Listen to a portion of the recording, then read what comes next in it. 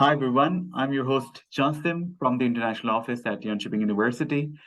Before we begin, some practical information. This session is going to be recorded, and later we would put a copy of this feed onto our JU Web in the next few days.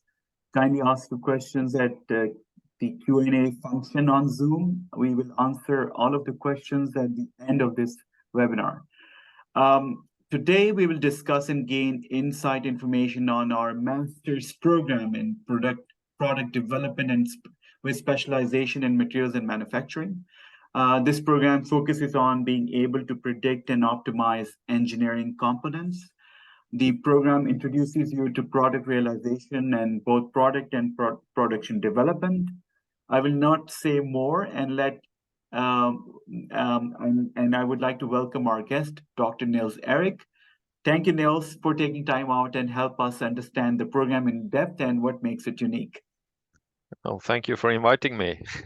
Thank you very much. And I have prepared some really exciting questions for you, which I quite often hear from our prospective students. So I thought maybe if we shape our webinar towards that, it might be quite interesting to do it. And so I can begin with my first question if you're ready. Okay, yes. Perfect. So please tell us the first thing, tell about yourself, who you are, and what inspired you to teach at the university.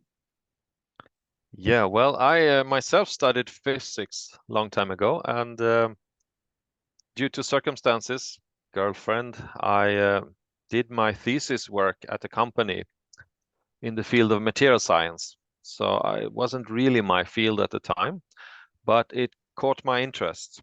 So I was really excited about it, and I had the opportunity to do my PhD in Linköping together with Saab, the aircraft manufacturer, and I studied high-strength aluminium alloys.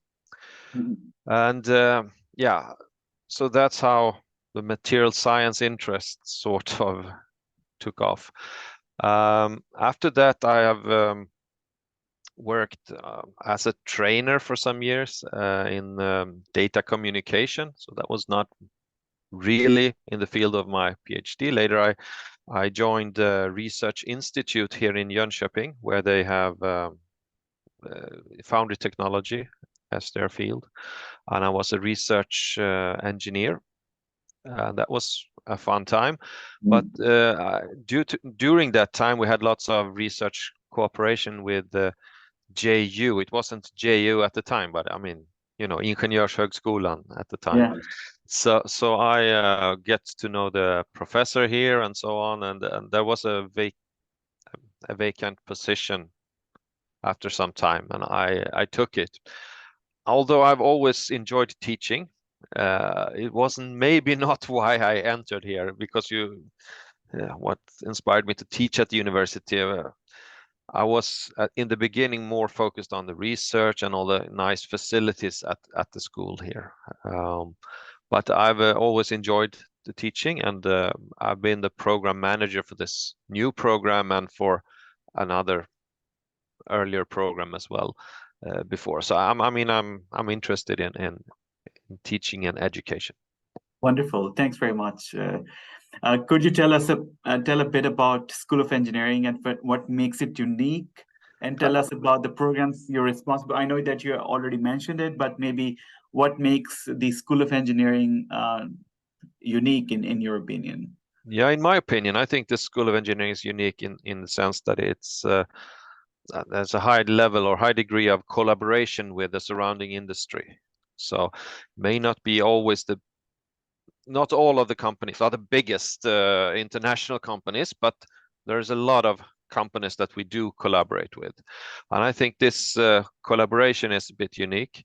And also the limited size of the university, I think, brings you closer to colleagues that work in other fields. So you have more of this connection with people not exactly working with the things you are doing. I think that's interesting. And it's also the size also, I mean, you get closer to the students as well. It's not a, yeah, I would say that's a bit unique. Focus. A lot, yes, you can focus in the students there in another way. Wonderful. So what is materials and manufacturing, and why our specialization offer may be unique for our students? Yeah. Well, first of all, I think that what's kind of unique with this program is, I mean, there are a lot of programs studying material science, a lot of programs studying manufacturing technology, a lot of programs will be very good in optimization and simulation. But this program brings these three together. When you do manufacturing technology, you manufacture material with different techniques, you will influence the microstructure and thereby the properties of the material. And if you take this into account when you optimize, you will get much closer to the real properties of a product. So I think this is a bit unique, this combination. And of course, another unique thing with this program is that for many years, the department here has been highly ranked when it comes to one of the manufacturing techniques, casting technology or foundry technology. So we have a certain track, a possibility within our program to choose a certain track where the focus is foundry technology, and that track I think is fairly unique. Yeah. Okay. Do we have any facts or figures as what kind of demand is there out finding professionals in this niche, and or an example with our industry partners that can help? Yeah, I don't have exact numbers, but I heard some time ago at Volvo in Gothenburg, they would have loved to employ hundreds of co-workers, but they can't find the people with the competence. Today car manufacturers are going towards electric vehicles. Yeah. And you've heard of giga casting that Tesla Yeah. started, actually. That's an interesting thing where you cast really huge components in one piece instead of assembling hundreds of parts. And this is also important for the future when it comes to sustainability, recycling, circular materials, circular economy, and these things. But what I mean is that, yeah, there is definitely a need out there for this kind of competence. Some days ago, I also spoke with a person from Hydro, a big company, and they do extrusions in Vetlanda, aluminium extrusions. And they have so difficult to find people with knowledge in material science, for example. So, I mean, yes, sure, we would definitely feel a big need. That's what I say. Excellent. And I remember that a few days back, I was speaking to another colleague of mine, and then he was mentioning about the interaction with Linda, who works at JDH.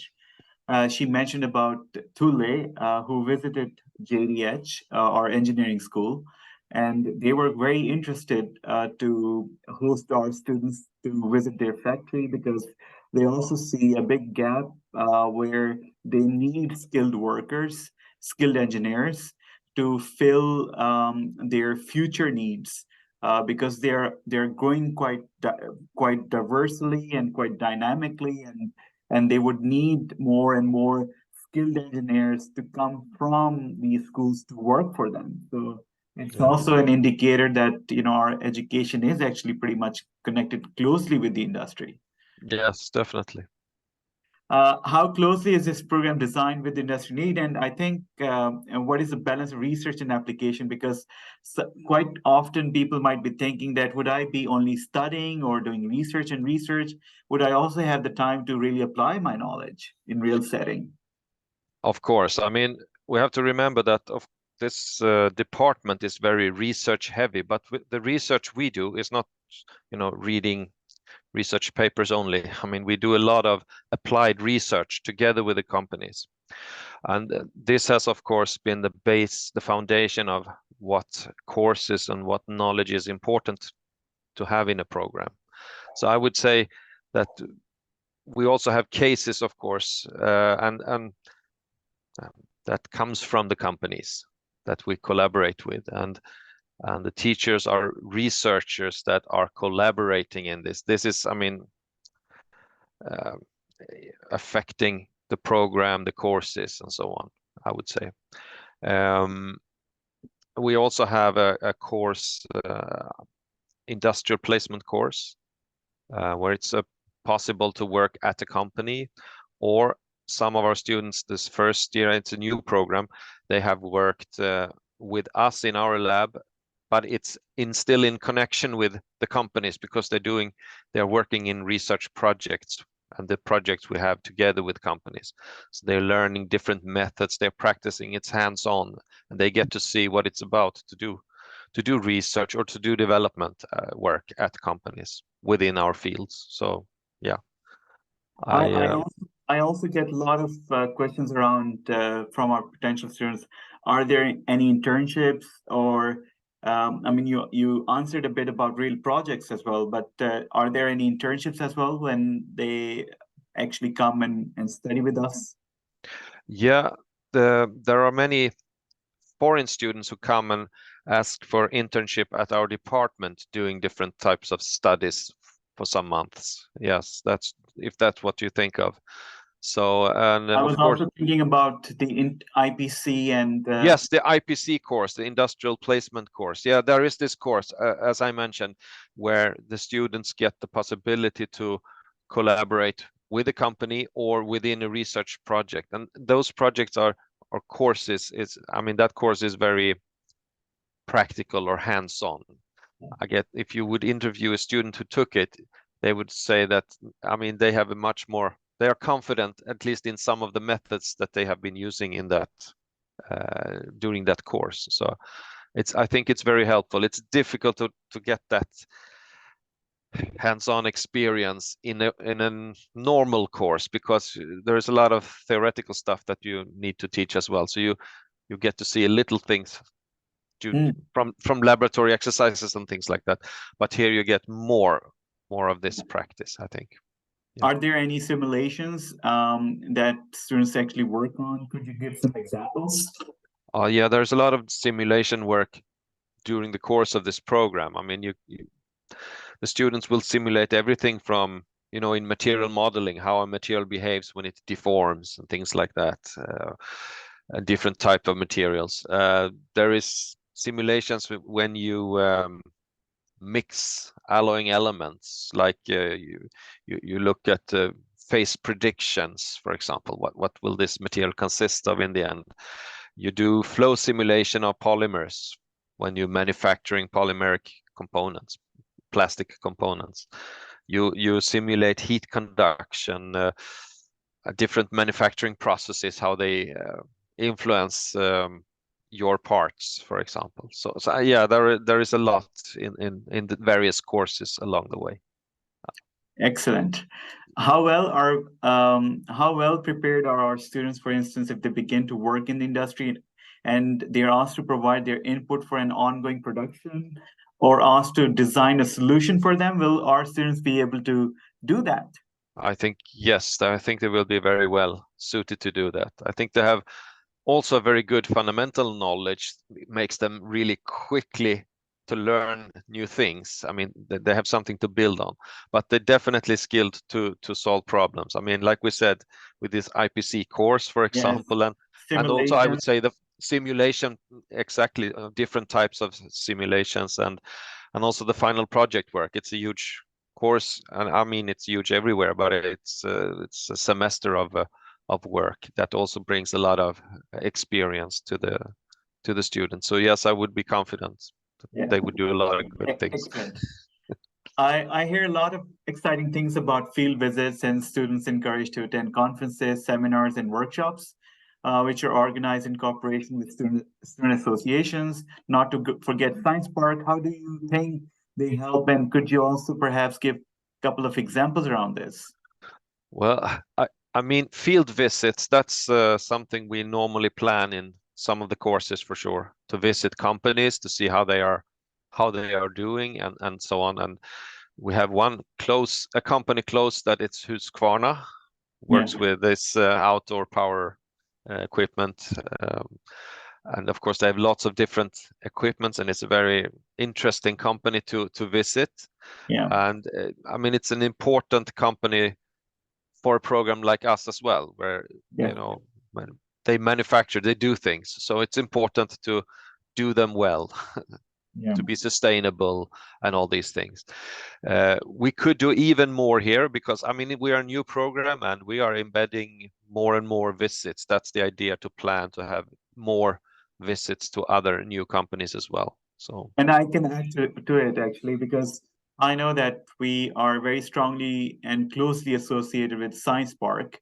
And the whole idea for that is that a lot of our students get a lot of exciting ideas to be entrepreneurs and start up their own businesses in many fields.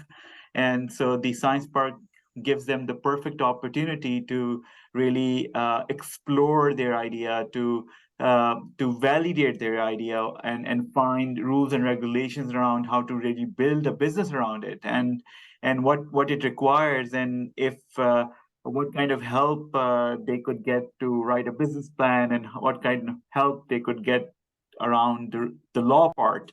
And also later on, if they would like to connect to venture capital funding or the business angel funding or different kind of funds sitting here. So that's all those kind of helps are provided for free by this Science Park entity and community to our students actually. So that's also amazing. that is definitely amazing. Yes, sure. And I hope that it will be used by our students a lot in the future. As I said, it's a new program, but I mean, it's very nice to have these opportunities and possibilities, for sure. One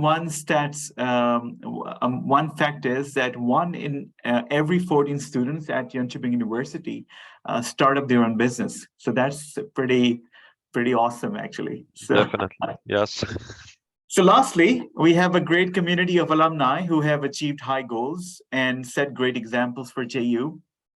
Could you give some examples of that? Yes, as I said, our program is new. I don't yet have any alumni from our program, but I mean, we have had lots of students that has done their final project work with our department and ended up in industry. Some days ago, a lead engineer from Husqvarna contacted us, needed help with some measurements of thermal physical properties, because they know we have the expertise and the skill here. So it's nice. We have, I mean, a good contact with the students out there that was once ours, you could say, and are now working in industry and contact us. And they can also be very helpful. Sometimes we invite them and they are guest lecturers and things like that, because we know they have an interesting position and they can share something interesting for our students. And I know that you are very how do you say this, like very open towards providing your reference to students for writing in their CV and connecting with these kind of alumni out there. Of course, I'll help my students anytime I can. Wonderful. So yes. Thank you very much, Nils. Okay, it was a pleasure having you in. Thank you, Yasim, for the opportunity. I think the whole point is also that this video is recorded, and this is going to be sitting on our YouTube channel. And so this, I hope, will be a good guide for our students to understand about materials and manufacturing in depth.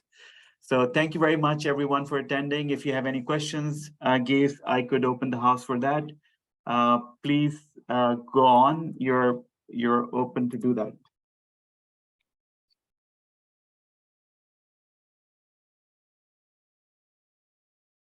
And you can write your questions in Q&A function on Zoom.